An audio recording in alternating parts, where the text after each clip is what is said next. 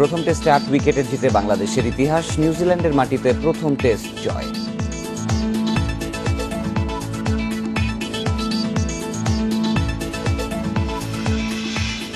পঞ্চম ধাপে ৭০৮ ইউপিতে ভোট গ্রহণ সকালে, সহিংসতা ঠেকাতে সতর্ক আইন শৃঙ্খলা বাহিনী।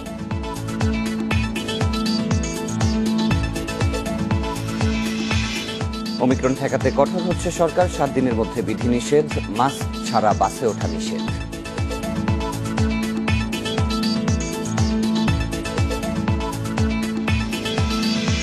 ঘন কুয়াশার কারণে মধ্যরাত থেকে দৌলতদিয়া পাথুরিয়া রুটে ফেরি চলাচল বন্ধ, যাত্রী দুর্ভোগ।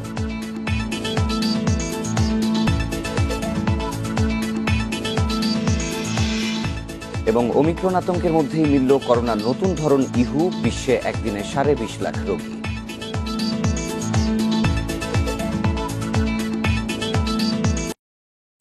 ইন্ডিপেন্ডেন্ট সংবাদে স্বাগত, সাথে আছি শাফাবিন ফরিদ এবং আমি ফারহানা আলম। শুনছিলেন শিরোনাম, এবার বিস্তারিত। মাউন্ট মঙ্গানুই টেস্ট ৮ উইকেটে জিতে ইতিহাস গড়ল বাংলাদেশ। নিউজিল্যান্ডের মাটিতে যে কোনো ফরম্যাটে প্রথম জয় টাইগারদের। আগের দিন ১৪৭ রানে ৫ উইকেট হারানো কিউইরা ২২ রান যোগ করতে হারায় বাকি ৫ উইকেট। ৪০ রানের ছোট টার্গেট ৮ উইকেটে জিতে নেয় টাইগাররা। টেস্ট চ্যাম্পিয়নশিপে সেরা দলকে ৮ উইকেটে হারিয়ে ১-০ এগিয়ে গেল মমিনুলের দল। বিদেশের মাটিতে প্রথম টাইগার পেসার হিসেবে ৬ উইকেট নেয়ার কৃতিত্ব ইবাদত হোসেনের। আগের দিন ১৪৭ করা নিউজিল্যান্ডকে পঞ্চম দিন সকালে বেশি দূর যেতে দেয়নি বাংলাদেশ। ২২ রান যোগ করতেই বাকি ৫ উইকেট হারায় কিউইরা। ২ করে উইকেট নেন ইবাদত ও তাসকিন, আর মিরাজের শিকার ১ উইকেট। ৪০ রানের ছোট টার্গেটে শুরুতেই সাদমানকে হারায় বাংলাদেশ। শান্ত দলকে জয়ের পথে রাখলেও থামেন ১৭ রানে। পরে মুমিনুল মুশফিকের ব্যাটে জয় নিয়ে মাঠ ছাড়ে টাইগাররা।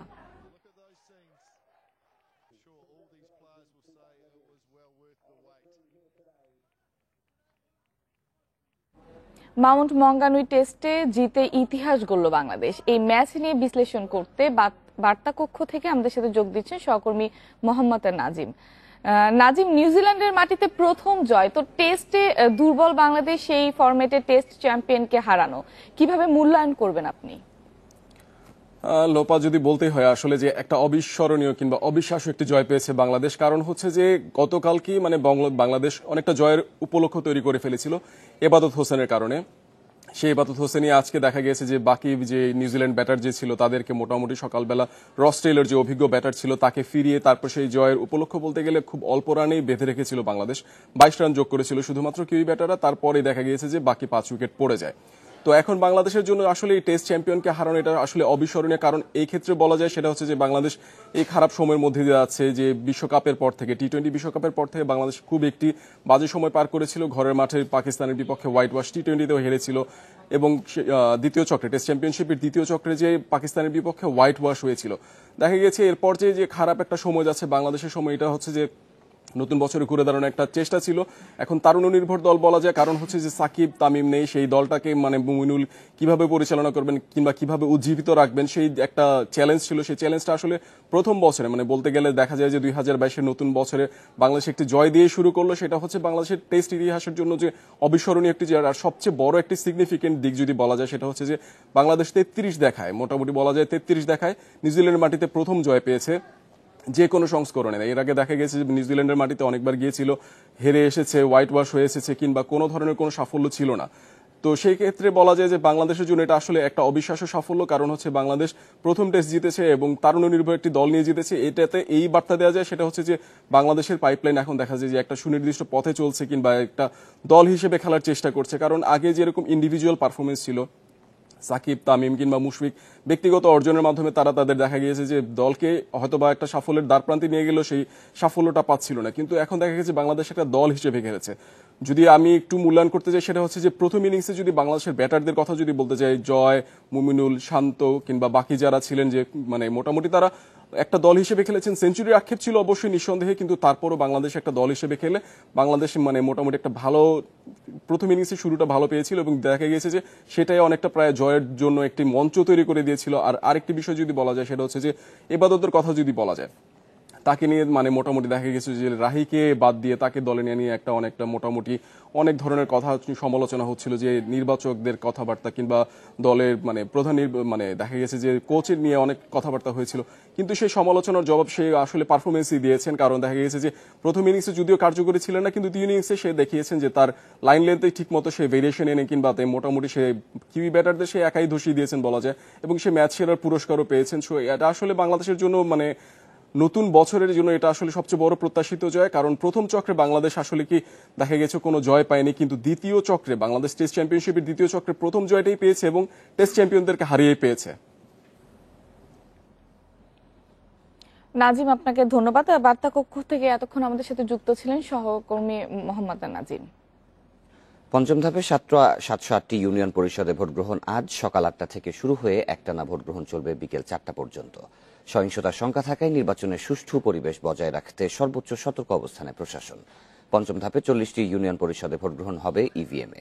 উৎসবমুখর পরিবেশে নির্বাচন আয়োজনে সব ধরনের পদক্ষেপ নিয়েছে নির্বাচন কমিশন।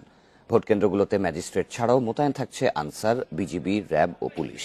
যে কোনো ধরনের সহিংসতা ঠেকাতে বিভিন্ন স্তরে সাজানো হয়েছে পুলিশ বাহিনীকে। এবারের ধাপে চেয়ারম্যান পদে 3274 জন, সংরক্ষিত পদে 7950 এবং সাধারণ পদে 25233 জন প্রার্থী প্রতিদ্বন্দ্বিতা করছেন। এর মধ্যে বিনা ভোটে চেয়ারম্যান নির্বাচিত হয়েছেন 48 জন।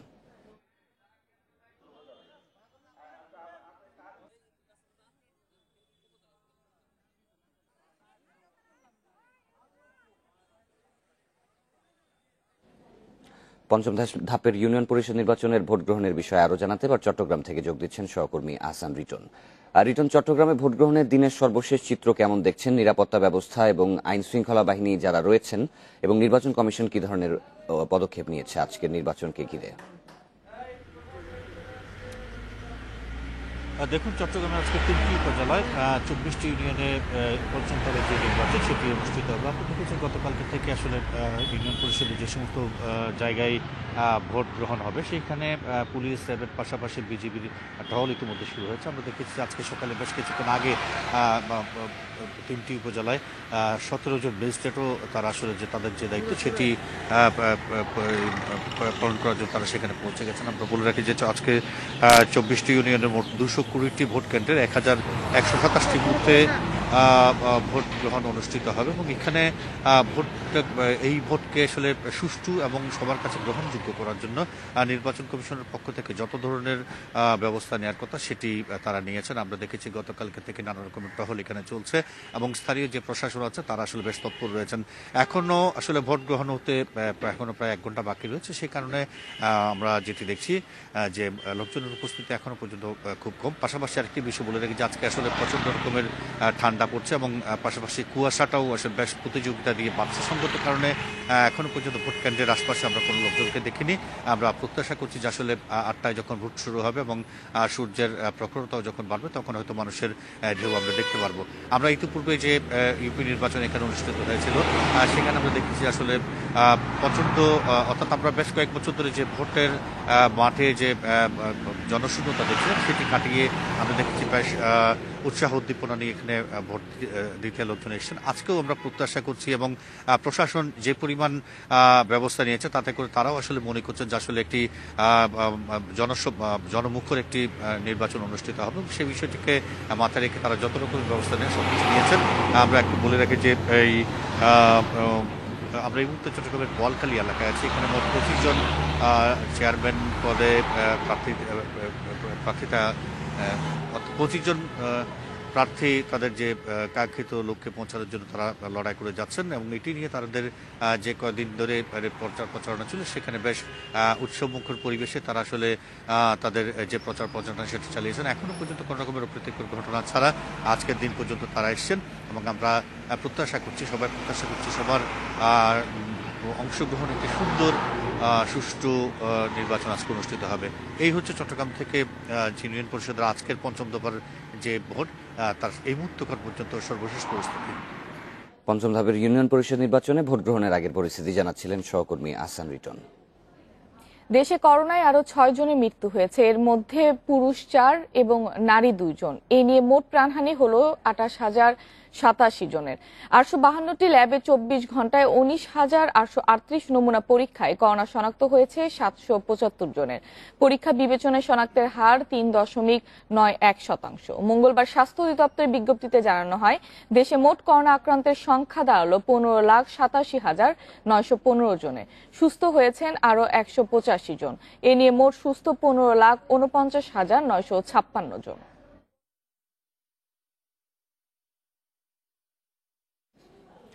এদিকে করোনার নতুন ধরন ওমিক্রন ঠেকাতে কঠোর হচ্ছে সরকার। 7 দিনের মধ্যেই জারি হবে বিধি নিষেধের নির্দেশনা। স্বাস্থ্যমন্ত্রী জানিয়েছেন, মাস্ক ছাড়া গণপরিবহনে চলাচল করা যাবে না। স্কুল খোলা থাকবে কিনা পরিস্থিতি অনুযায়ী সিদ্ধান্ত নেওয়া হবে। দেশে গত 7 দিনে করোনা সংক্রমণ বেড়েছে 77 ভাগ, মৃত্যু বেড়েছে দ্বিগুণ। সবচেয়ে বেশি সংক্রমণের হার ঢাকায়। ওমিক্রন রোধে জরুরি বৈঠকে বেশ কিছু সিদ্ধান্ত নেয় মন্ত্রিসভা বিভাগ। মঙ্গলবার সচিবালয়ে আরও কিছু নির্দেশনার কথা জানান স্বাস্থ্যমন্ত্রী। মন্ত্রী বলেন, মাস্ক ছাড়া গণপরিবহনে চলাচল করা যাবে না। বাস, ট্রেন ও লঞ্চে অর্ধেক যাত্রী নেয়ার প্রস্তাব করা হয়েছে। রেস্টুরেন্টে খেতে গেলে দেখাতে হবে ভ্যাকসিন কার্ড। মাস্ক ছাড়া খাবার বিক্রি করলে জরিমানা গুনতে হবে দোকানিকেও। আর সব ধরনের দোকান খোলা রাখা যাবে রাত 8টা পর্যন্ত। যানবাহনে মাস্ক ছাড়া চলাচল করা যাবে না। যদি কেউ চলাচল করে তাহলে পরে জরিমানার মধ্যে পড়বে। ডিসি, এসপি যারা আছেন জেলা পর্যায়ে তাদেরকেও বলা হয়েছে যে তারা এই সমস্ত নির্দেশনাগুলো যখন পাবে তারা যেন দ্রুত বাস্তবায়ন করে। জাহিদ মালিক জানান, এখনই লকডাউনের চিন্তা নেই সরকারের। স্কুল চলবে স্বাস্থ্যবিধি মেনে। সংক্রমণ বাড়লে পরিস্থিতি অনুযায়ী সিদ্ধান্ত নেওয়া হবে। বিধি নিষেধের নির্দেশনা চূড়ান্ত করবে মন্ত্রিসভা বিভাগ। 7 দিন পর জারি হবে পরিপত্র। অনেকে জিজ্ঞেস করে যে লকডাউন দেওয়া হবে কিনা, পাশের দেশে তো দিয়েছে। আমরা সেই চিন্তা এখনো করছি না। আমরা যখন যদি সিচুয়েশন হাতের বাইরে যায়, সংক্রমণ অনেক বৃদ্ধি পায়, তাহলে পরে আমরা লকডাউনের চিন্তা মাথায় আছে। ওমিক্রন প্রতিরোধে বিধিনিষেধের বাস্তবায়নে প্রয়োজনে আইনের প্রয়োগ চায় স্বাস্থ্য অধিদপ্তর। যখন একটা বিপর্যয়কর পরিস্থিতি তৈরি হয়ে যাবে তখন আর প্রিভেন্ট করবেন কি, তো ঘরে ঘরে ছড়ে যাবে। তো এই মুহূর্তে মানুষ যেহেতু এগুলো নির্দেশনা দেওয়ার পরেও জনগণ ঠিক ওইভাবে মানছে না, তার মানে কি তাদের আসলে আন্ডারস্ট্যান্ডিংয়ের যে জায়গাটা রিলাক্টেন্সি আছে, সেই রিলাক্টেন্সি ওভারকাম করার জন্য প্রয়োজন হলে আইন প্রয়োগকারী সংস্থাকে অ্যাক্টিভ হতে হবে এখানে। ওমিক্রন ছড়িয়েছে এমন দেশ থেকে প্রতিদিন হাজারো যাত্রী আসছেন বাংলাদেশে। স্বাস্থ্য বিভাগ বলছে, দেশের সব বিমানবন্দর ও সীমান্তে স্ক্রিনিং জোরদার করা হয়েছে। Hasan Misbah, independent news, Dhaka. 2 ছেলে সহ করোনায় আক্রান্ত হয়েছেন আইসিটি প্রতিমন্ত্রী জুনায়েদ আহমেদ পলক। মঙ্গলবার রাতে নিজের ভেরিফাইড ফেসবুক পেজে প্রতিমন্ত্রী নিজে এ কথা জানান। স্ট্যাটাসে তিনি লিখেন, কোভিড টেস্ট রিপোর্ট পেয়েছি। রিপোর্টে বড় ছেলে অপূর্ব এবং মেজ ছেলে অর্জনের কোভিড পজিটিভ এসেছে। এ সময় তিনি পরিবারের জন্য দেশবাসীর কাছে দোয়া চান। সবাইকে করোনার স্বাস্থ্যবিধি মেনে চলার পাশাপাশি করোনার টিকা নেয়ারও আহ্বান জানিয়েছেন আইসিটি প্রতিমন্ত্রী।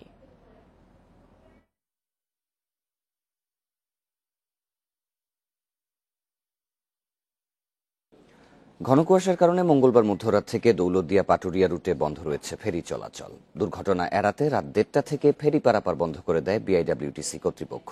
ফলে ঘাট এলাকায় দেখা দিয়েছে দীর্ঘ যানজট। শীতের মধ্যে সারা রাত ঘাটে বসে থাকতে চরম দুর্ভোগে পড়েছেন চালক ও যাত্রীরা। বিআইডব্লিউটিসি কর্তৃপক্ষ জানায়, রাত 1:30টার সময় কুয়াশার ঘনত্ব বেড়ে গেলে নদীপথ দৃষ্টিসীমার বাইরে চলে যায়। তাই দুর্ঘটনা এড়াতে এই রুটে ফেরি চলাচল বন্ধ করে দেওয়া হয়। কুয়াশা কেটে গেলে দ্রুতই ফেরি চলাচল শুরু হবে।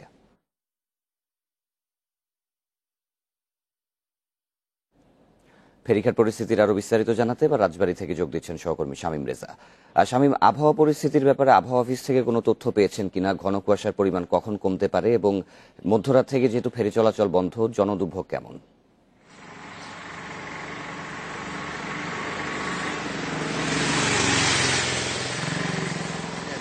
এই রুটে ফেরি চলাচল বন্ধ করে দেয় বিআইডব্লিউটিসি কর্তৃপক্ষ। তারপর থেকে কিন্তু এখন পর্যন্ত ফেরি চলাচল বন্ধ রয়েছে এবং এই ফেরি চলাচল বন্ধ থাকার কারণে কিন্তু ঘাট এলাকায় তীব্র যানজট সৃষ্টি হয়েছে। আপনি নিশ্চয়ই দেখতে পাচ্ছেন যে যানবাহনের দীর্ঘ একটা জট সৃষ্টি হয়েছে। এই যানবাহনগুলো কিন্তু গত রাত 1:30 থেকে কিন্তু পারের অপেক্ষায় রয়েছে, যে কারণে সময় যত যাচ্ছে যানবাহনের জটটাও কিন্তু তত বৃদ্ধি পাচ্ছে। এই মুহূর্তের পরিস্থিতি যদি বলি তাহলে ঘাটের 0 পয়েন্ট থেকে ঢাকা খুলনা মহাসড়কের 7 কিলোমিটার এলাকা জুড়ে যাত্রীবাহী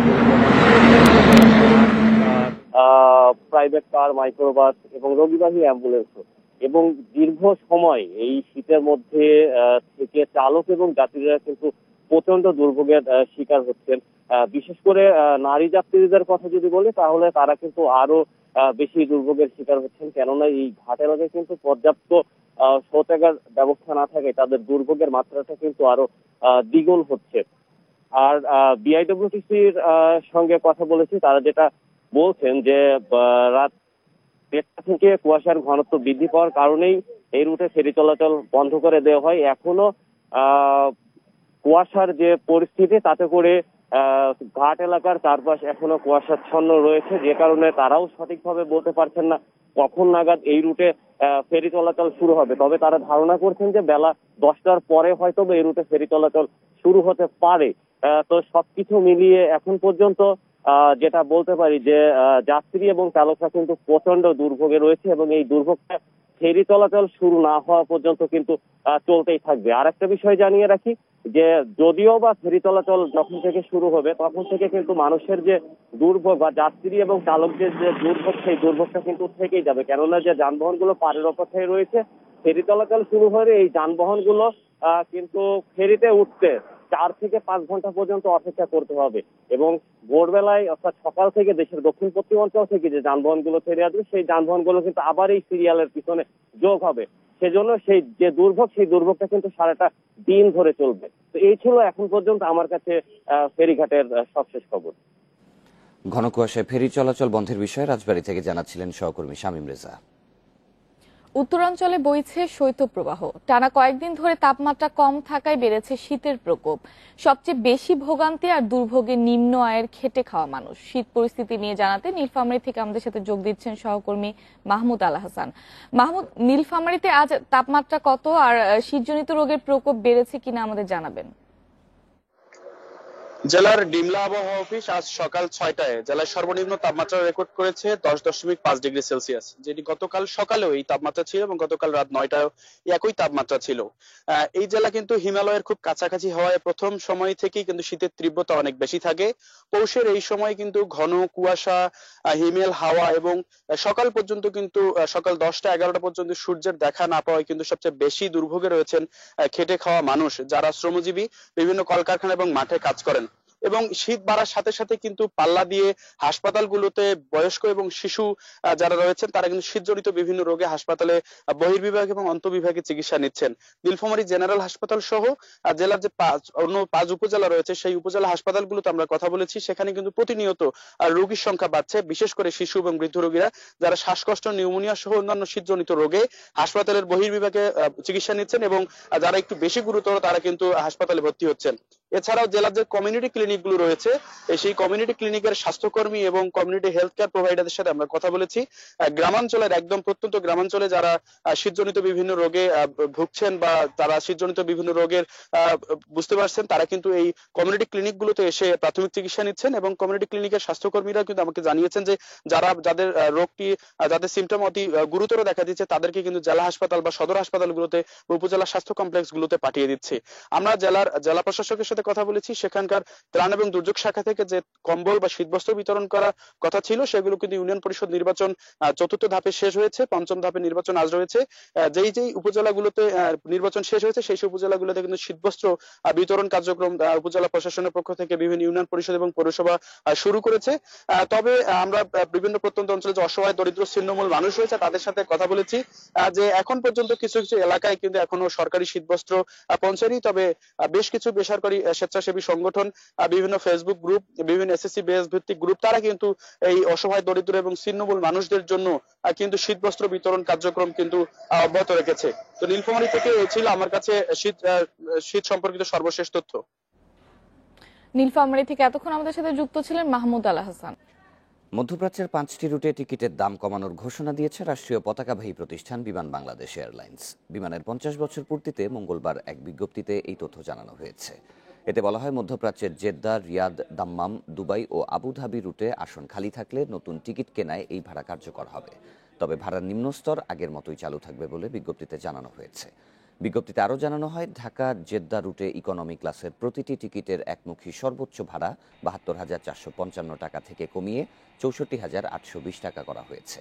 আর ঢাকা থেকে রিয়াদ ও দাম্মাম রুটে ইকোনমি ক্লাসের একমুখী সর্বোচ্চ ভাড়া ৭০,৭৫৮ টাকা থেকে কমিয়ে ৬৩,১২৩ টাকা নির্ধারণ করা হয়েছে। ১৬ জানুয়ারি থেকে নতুন ভাড়া কার্যকর হবে বলে বিজ্ঞপ্তিতে জানানো হয়। ভূমি জটিলতার কারণে কমে আসছে ঢাকা নারায়ণগঞ্জ ডুয়েল গেজ রেলপথের দৈর্ঘ্য। নারায়ণগঞ্জ পর্যন্ত না করে চাষারা স্টেশন পর্যন্ত করা হচ্ছে ডুয়েল গেজ।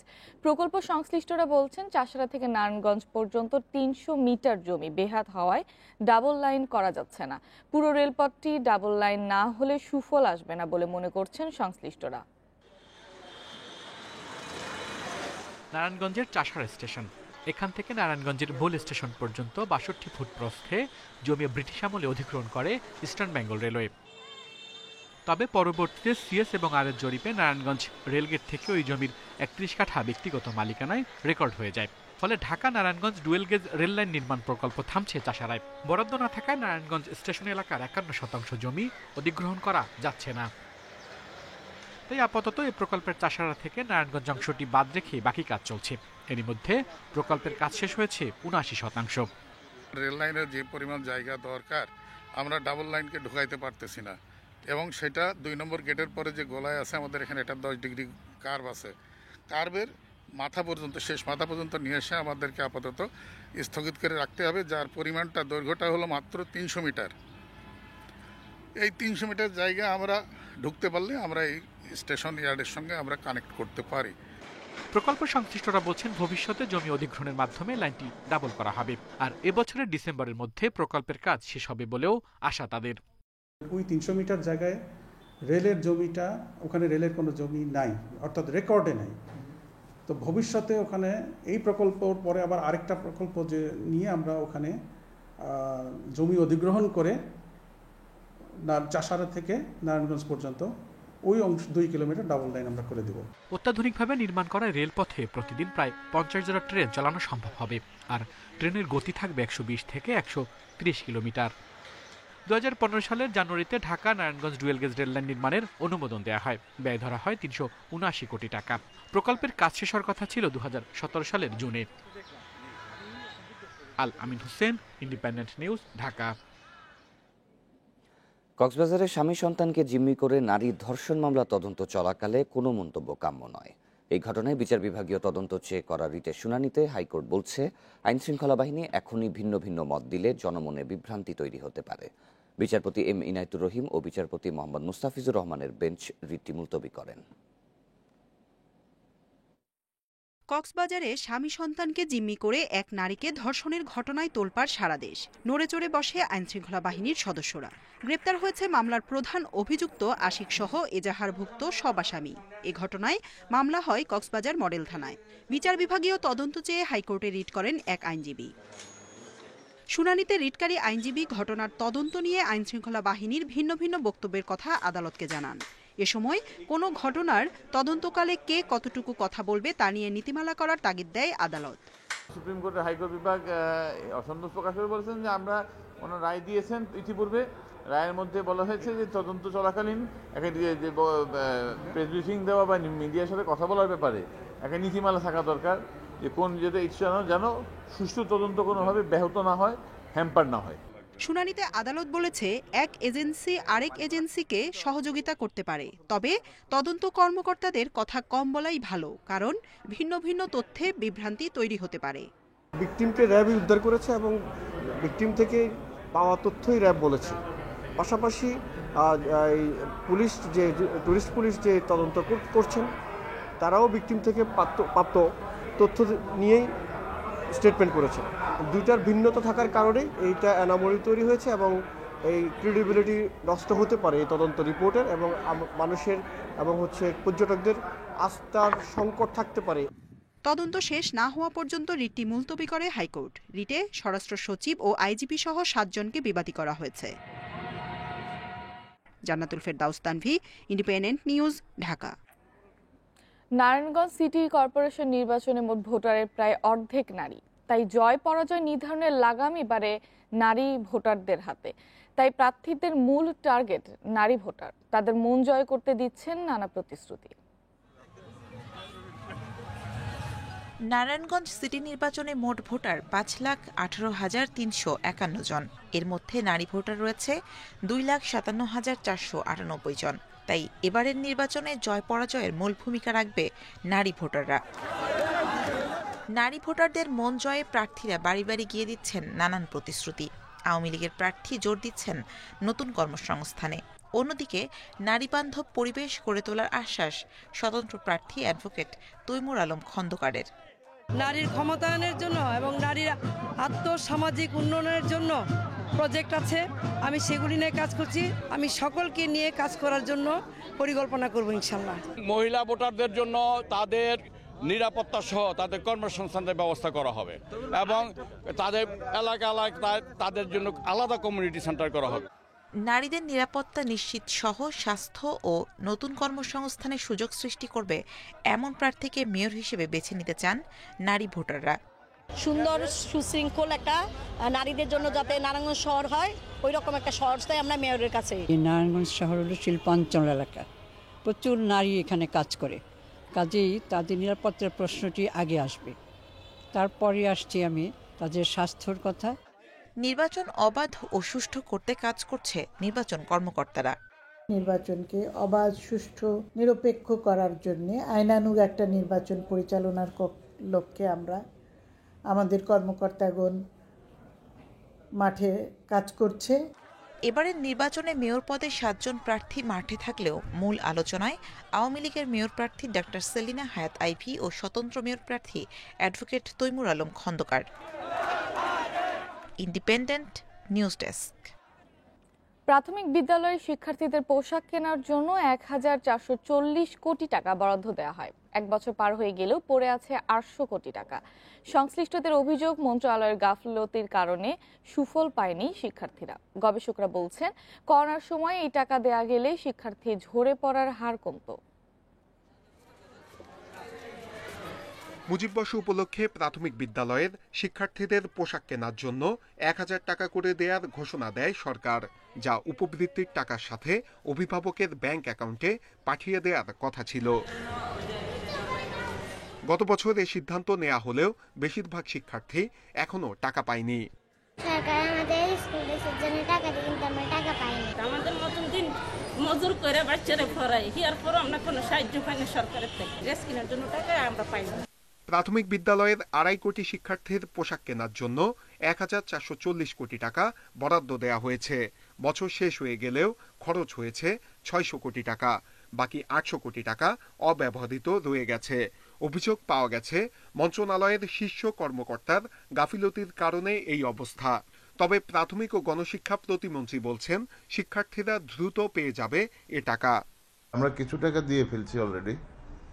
এর মধ্যে আবার আমাদের কাছে খবর আসলো যে টাকাগুলো নিয়ে নানা ধরনের জটিলতার সৃষ্টি হয়েছে। আমাদের সার্ভিস প্রোভাইডার ছিল, তাদেরকে দিয়ে যে আবার নতুন করে এগুলো ঠিকঠাক করে নিয়ে আসেন, এই কারণে একটু দেরি হচ্ছে। আমরা যত দ্রুত ছেড়ে দেব। শিক্ষা গবেষকরা বলছেন, প্রাথমিক বিদ্যালয়ের বেশিরভাগ শিক্ষার্থী অসচ্ছল পরিবারের। তাদের জন্য বরাদ্দ হওয়া টাকা না দেয়া লজ্জাজনক। কেন এটা আমরা ডিলে করছি? তার মানে আমাদের এক ধরনের যে আমলাতান্ত্রিক যে জটিলতা, কিংবা আমি বলবো যে অবহেলা, দায়িত্ব অবহেলা এবং অমনোযোগ দেওয়া, এই জিনিসটা থেকে আমাদেরকে বেরিয়ে আসতে হবে এবং প্রায়োরিটির জায়গায় এই জিনিসটাকে নিতে হবে। দেশে সরকারি প্রাথমিক বিদ্যালয় রয়েছে 65,000। করোনার প্রভাবে অনেক শিক্ষার্থী আর্থিক সক্ষমতার অভাবে স্কুলে আসছে না। আর যদি এই ঘোষিত সহায়তাও না দেয়া হয়, তাহলে এই স্কুলে না আসা ঠেকানো অনেকটাই কঠিন হবে বলছে সংশ্লিষ্টরা। নূরে আলম, ইন্ডিপেন্ডেন্ট নিউজ, ঢাকা। দেশের প্রথম কমোডিটি এক্সচেঞ্জ মার্কেট চালু করতে যাচ্ছে চট্টগ্রাম স্টক এক্সচেঞ্জ। কৃষিপণ্য, বনজ সম্পদ, খনিজ ও জ্বালানি সহ উৎপাদিত যে কোনো পণ্য কমোডিটি এক্সচেঞ্জের আওতায় কেনাবেচা করা যাবে। সংশ্লিষ্টরা বলছেন পণ্যের দাম স্থিতিশীল রাখতে বড় ভূমিকা রাখবে এই কমোডিটি মার্কেট। তবে প্রয়োজনীয় আইন এবং পর্যাপ্ত অবকাঠামোকে চ্যালেঞ্জ হিসেবে দেখছেন বিশেষজ্ঞরা। পণ্য কেনাবেচার একটি মাধ্যম কমোডিটি এক্সচেঞ্জ। এই কেনাবেচা হতে পারে কাগজে বা ইলেকট্রনিক পদ্ধতিতে। মূল পণ্যটি থাকে কোনো গুদামে বা মাঠে। সেখান থেকে একটি নির্দিষ্ট সময় পর এটির চূড়ান্ত নিষ্পত্তি বা হস্তান্তর হয়। প্রায় 1 দশকের বেশি সময় ধরে পরিকল্পনা চলছে দেশে কমোডিটি মার্কেট তৈরির। তবে পর্যাপ্ত অবকাঠামো, পরিকল্পনা এবং উদ্যোগের অভাবে তা তৈরি সম্ভব হয়নি। এই মার্কেট স্থাপনে সম্প্রতি পুঁজিবাজার নিয়ন্ত্রক সংস্থা বিএসইসি, চট্টগ্রাম স্টক এক্সচেঞ্জ, অর্থ মন্ত্রণালয় সহ সংশ্লিষ্ট দপ্তরগুলোর বেশ ইতিবাচক আলোচনা হয়েছে। খাদ্যশস্য থেকে শুরু করে কেমিক্যাল, অপরিশোধিত তেল, প্রাকৃতিক গ্যাস, স্বর্ণসহ নানা পণ্যের বাণিজ্য করা যাবে এই প্ল্যাটফর্মের মাধ্যমে।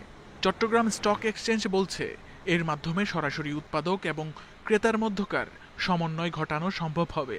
কৃষকরা যেন তাদের পণ্যের ন্যায্য দাম পায়, সেই ক্ষেত্রে কিন্তু আমরা মনে করি যে কমোডিটি এক্সচেঞ্জ একটা অত্যন্ত গুরুত্বপূর্ণ ভূমিকা রাখতে সক্ষম হবে। কমোডিটি মার্কেট তৈরিতে বেশ আন্তরিক পুঁজিবাজার নিয়ন্ত্রক সংস্থা বিএসইসি। অন্যান্য দেশগুলো কিভাবে এটি কার্যকর করেছে তা নিয়ে চলছে গবেষণা। মার্কেটে যারা যে পক্ষই হোক না কেন তারা আরো উপযুক্ত এবং ন্যায্য মূল্যে জিনিসটিকে ক্রয় করতে পারবে এবং তাদের মাধ্যমে সরবরাহটা আরো সহজ হবে। এর জন্য কমোডিটি মার্কেট বাংলাদেশে খুবই একটি গুরুত্বপূর্ণ কনসেপ্ট। এটা হওয়া উচিত, এটা ছিল না, আমরা চেষ্টা করছি এটাকে চালু করতে। তবে পুঁজিবাজার বিশেষজ্ঞরা বলছেন বিষয়টি সময় সাপেক্ষ। এজন্য আগে প্রয়োজন আইনগত সংস্কার, তথ্য প্রযুক্তিগত উন্নয়ন, টেস্টিং ল্যাব, গুদামঘর এবং অবকাঠামো স্থাপন করা। মার্কেট রিস্ক আছে, ক্রেডিট রিস্ক আছে, বিভিন্ন ধরনের রিস্ক আছে এর মধ্যে। এই সবকিছু মিলিয়ে হুট করে একটা জিনিস না করা, এটা সম্বন্ধে ব্যাপক প্রস্তুতি দরকার। কমোডিটি মার্কেট স্থাপনে বেশ সফল হয়েছে পার্শ্ববর্তী দেশ ভারতসহ নেপাল, চীন, পাকিস্তানও। Shamim Ahmed, independent news, Dhaka. প্রায় 6 যুগ পর বরিশাল নৌবন্দরের বেদখল জায়গা উদ্ধারের ঘোষণা দিয়েছে বিআইডব্লিউটিএ। দখলদারদের দাবি, জেলা প্রশাসনের কাছ থেকে লিজ নিয়ে স্থাপনা গড়েছেন তারা। তবে বন্দর কর্তৃপক্ষ বলছে তাদের জায়গা লিজ দেওয়ার এখতিয়ার নেই কারো। 1962 সালে বরিশাল নগরীর বক্সওয়ার্ড থেকে আমানতগঞ্জ পর্যন্ত 3.5 মাইল এলাকার 60 একর জায়গা অধিগ্রহণ করে নৌবন্দর কর্তৃপক্ষ। এর মধ্যে 12 একরেরও বেশি জায়গা এখন বেদখল। এসব জায়গায় গড়ে তোলা হয়েছে দোকানপাট, ঘরবাড়ি, কলকারখানা সহ 4000 স্থাপনা। দখলদারদের দাবি, জেলা প্রশাসনের কাছ থেকে স্থায়ী বন্দোবস্ত নিয়ে গড়ে তোলা হয়েছে বিভিন্ন স্থাপনা। এখন উচ্ছেদের উদ্যোগ নিলে আইনগত ব্যবস্থা নেবেন তারা। এখন হঠাৎ করে আমাকে বলবে আমাকে ভেঙে ফেলবে, এটা তো হয় না। যদি হয় তাহলে আমরা আইনে আশ্রয় নিতে বাধ্য হবো। আইডেন্টিটি বলবে যে আমাদের জায়গা, আর যারা ডিসির মাধ্যমে যারা লিজ দিয়েছে বাংলাদেশ সরকারের মাধ্যমে, সরকার যাদের কিনছে তারা বলবে আমাদের জায়গা, তখন তো সাংঘর্ষিক এটা অবস্থা সৃষ্টি। বন্দরের জমি লিজ দেওয়ার এখতিয়ার কারও নেই বলছে বিআইডব্লিউটিএ। তবে এ বিষয়ে মন্তব্য না করলেও নদী তীরবর্তী জমি জরিপের কথা জানিয়েছেন জেলা প্রশাসক। জেলা প্রশাসন যৌথভাবে জরিপ করছে। এই জরিপ কাজ শেষ হলে আমরা একটা বড় ধরনের একটা উচ্ছেদ প্রোগ্রাম আমরা হাতে নেব। এই ক্ষেত্রে আমার জেলা প্রশাসন এবং জেলা ম্যাজিস্ট্রেটের যা যা করণীয় রয়েছে প্রত্যেকটি কাজে আমি আপনাদের সহযোগিতা করব। তবে অচিরে আপনারা এর একটা সমাধান দেখতে পাবেন। এর আগেও বরিশাল নৌবন্দরের জায়গা থেকে অবৈধ স্থাপনা ও দখলদার উচ্ছেদের অভিযান চালানো হলেও তা বন্ধ হয়ে যায় মাঝপথে। Independent news desk. Guinness world রেকর্ডসে একের পর এক নাম লিখিয়ে চলেছেন মাগুরার 20 বছর বয়সী তরুণ ফয়সাল। ফুটবল এবং বাস্কেটবল দিয়ে নানা কসরত দেখিয়ে 10টি রেকর্ড পুড়েছেন ছোলায়। নতুন বছরের প্রত্যাশা আরও কিছু রেকর্ড শিকারের। বাড়িনাঙ্গিনায় বাস্কেটবল নিয়ে এমন নানান কসরতে মত্ত মাগুরা সদরের হাজিপুর গ্রামের মাহমুদুল হাসান ফয়সাল। ফুটবল ও বাস্কেটবল দিয়ে কলাকৌশল দেখিয়ে তিনি জায়গা করে নিয়েছেন গিনেস ওয়ার্ল্ড রেকর্ডসে। মাগুরা পলিটেকনিক ইনস্টিটিউটের শিক্ষার্থী ফয়সালের কসরতে মুগ্ধ সহপাঠী ও এলাকাবাসী। আমাদের কলেজের সকলে গর্বিত এবং খুশি অনেক। মাত্র 3 বছরের মধ্যে আমাদের এই মাহমুদুল হাসান ফয়সাল যে 10টির মতো রেকর্ড করেছে এবং এটা আসলেই সত্যিকার অর্থেই এটা মানে কল্পনার বাইরে। ফয়সাল প্রথম রেকর্ডটি গড়েন 1 মিনিটে 144 বার বাস্কেটবল ঘুরিয়ে। গিনেস ওয়ার্ল্ড রেকর্ডস কমিটির কাছ থেকে প্রথম স্বীকৃতি মেলে 2018 সালের 11 নভেম্বর। ভালো লাগা থেকে শুরুটা, তবে যখন দেখলাম যে এখন নিজের দেশের একটা নাম এখানে আসলে তুলে ধরে, এটা আসলে অনেক গর্বের বিষয়। তো এখন এই তাড়না থেকে আসলে ফ্রিস্টাইলটা মানে আরো বেশি করে করা এবং রেকর্ডের দিকে আরো বেশি আসলে এটা মানে মনোযোগী হওয়া চেষ্টা করতেছি, যে যাতে ভবিষ্যতে আরো অনেক ভালো ভালো রেকর্ড সবাইকে উপহার দিতে পারি। ফয়সাল তার প্রচেষ্টার মধ্য দিয়ে দেশ ও জেলার নাম আরো তুলে ধরবেন এমন প্রত্যাশা তার শিক্ষকদের। বাংলাদেশের শুধু মাগুরার নয়, বাংলাদেশের একজন কৃতি সন্তান হিসেবে নিজেকে প্রমাণিত করেছে। তার এই সাধনা এবং এই সাফল্য এগিয়ে যাবে এই কামনা করছি আমি। প্রথম স্বীকৃতির পরের 3 বছরে আরো 9 বার গিনেস ওয়ার্ল্ড রেকর্ডসের নাম লিখিয়েছেন ফয়সাল। Independent news desk. রংপুরে বেড়েই চলছে ব্যাটারি চালিত অটোরিকশা। অনুমোদনহীন এসব যানবাহনের কারণে সড়কে যানজটের ভোগান্তির পাশাপাশি বাড়ছে দুর্ঘটনাও। নিবন্ধিত অটোরিকশার চেয়ে 9 গুণ বেশি অটোরিকশা চললেও কোনো ব্যবস্থা নিচ্ছে না প্রশাসন। সকাল থেকে রংপুর নগরীর সড়ক যেন দখল করে নেয় ব্যাটারি চালিত অটোরিকশা। 203 বর্গ কিলোমিটার এলাকার নগরীতে ব্যাটারি চালিত অটোরিকশার সংখ্যা প্রায় 45,000। এর মধ্যে সিটি কর্পোরেশনের নিবন্ধন রয়েছে মাত্র 5,000-এর। স্থানীয়রা বলছেন, নগরীতে পর্যাপ্ত পার্কিং ব্যবস্থা না থাকায় যেখানে সেখানে রাখা ও যাত্রী ওঠানামার কারণে লেগে থাকছে যানজট, সাথে বাড়ছে সড়ক দুর্ঘটনা। অনেক বিপজ্জনকভাবে আমরা পার হই, যে অটো চারদিকে আর পার হতে পারি না। অটোগুলো অনেক রেকলেস, তো আমরা জেব্রা ক্রসিং দিয়ে নিজেদেরকে সেফ মনে করি না। এত অটোর জন্য পা বাড়ানো যায় না, আর বাচ্চাদেরকে দিয়ে আমরা নিরাপদে থাকতে পারি না। চালকরা বলছেন, জীবিকার তাগিদে অটোরিকশা নিয়ে রাস্তায় নামছেন তারা। এই গাড়িগুলো যে আমরা চালাচ্ছি, আমাদের জীবন জীবিকা চলতেছে, কিন্তু সেখানে যদি হুট করে উচ্চ আদালত নিষিদ্ধ করে দেয়, তাহলে আমরা কি করে খাবো? প্যারের দায় কি করবো? আমাদের তার অন্য কাম জানার নাই, অটো ছাড়া আমাদের আর কোনো বুদ্ধি নেই। অবৈধ অটোরিকশার বিরুদ্ধে নিয়মিত অভিযান চালাচ্ছে জানিয়ে দ্রুত সমস্যা সমাধানের আশ্বাস সিটি মেয়রের। মেইন শহরে যেখানে যানজটের সৃষ্টি হয়, সেইখানে যেন এই অনুমোদনহীন অটো কিংবা রিক্সা তারা না ঢুকে।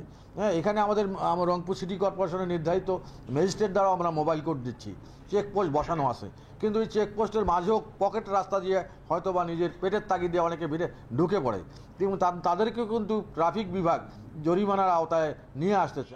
অবৈধ অটোরিকশা বন্ধ ছাড়াও নিবন্ধিত চালকদের যথাযথ প্রশিক্ষণের দাবি স্থানীয়দের।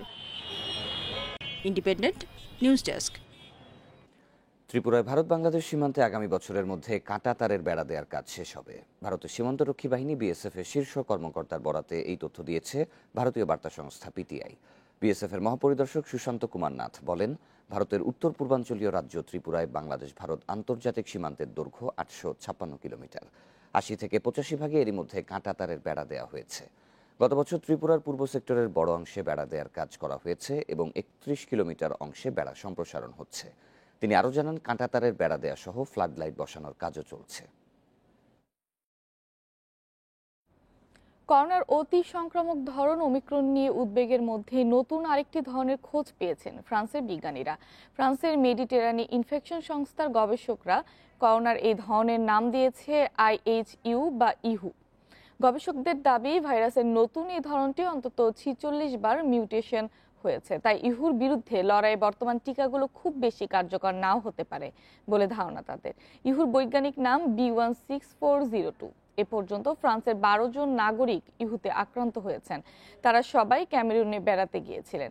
তবে এই ধরনটির উৎস সেখানেই কিনা তা এখনো জানা যায়নি। বিশ্ব স্বাস্থ্য সংস্থা বলছে, এখন পর্যন্ত শুধু ফ্রান্সে ইহুর উপস্থিতির কথা জানা গেছে, তাই একে করোনার নতুন ধরন বলার আগে আরো গবেষণার তাগিদ তাদের। এদিকে আবারও বিশ্বে একদিনে নতুন করোনা শনাক্ত রোগীর সংখ্যায় রেকর্ড হয়েছে। মঙ্গলবার 24 ঘন্টায় 20.5 লাখ নতুন রোগী শনাক্ত হয়েছে। এ সময় মারা গেছেন 6,000 জন। এ নিয়ে বিশ্বে করোনায় মোট প্রাণহানি ছাড়িয়েছে 54,72,000, মোট আক্রান্ত 29,53 লাখ। যুক্তরাষ্ট্রে 24 ঘন্টায় শনাক্তর নতুন রেকর্ড হয়েছে। একদিনে নতুন 5,39,000 রোগী শনাক্তের পাশাপাশি মারা গেছেন 1,800 জন। যুক্তরাষ্ট্রের শীর্ষ সংক্রামক রোগ বিশেষজ্ঞ অ্যান্থনি ফাউচি জানান, দেশটিতে ওমিক্রন সংক্রমণ এখনও চূড়ান্ত পর্যায়ে পৌঁছায়নি।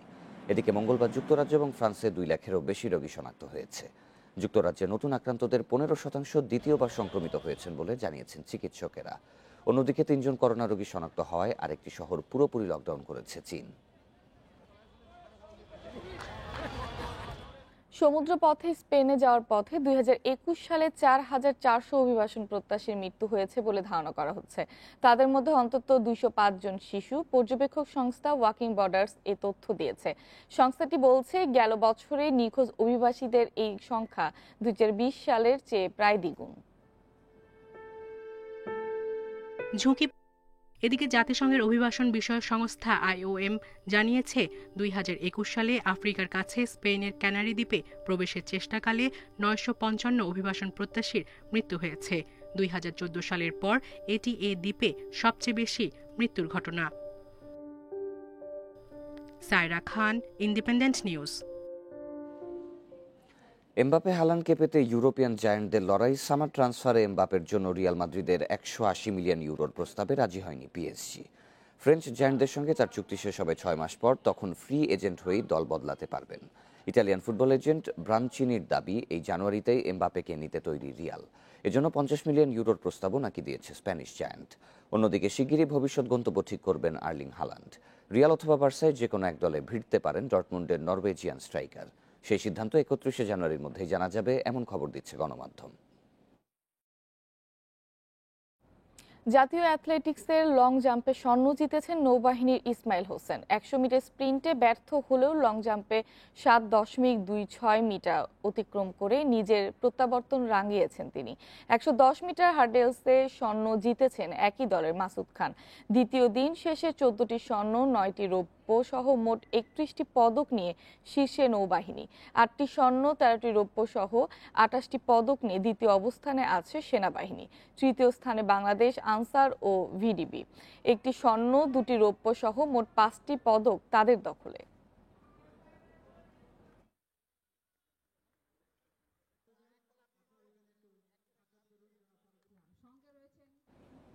এই ছিল সংবাদে। আমাদের সব খবরের আরো বিস্তারিত জানতে চোখ রাখুন ফেসবুক, ইউটিউব এবং টুইটারে। ধন্যবাদ সবাইকে।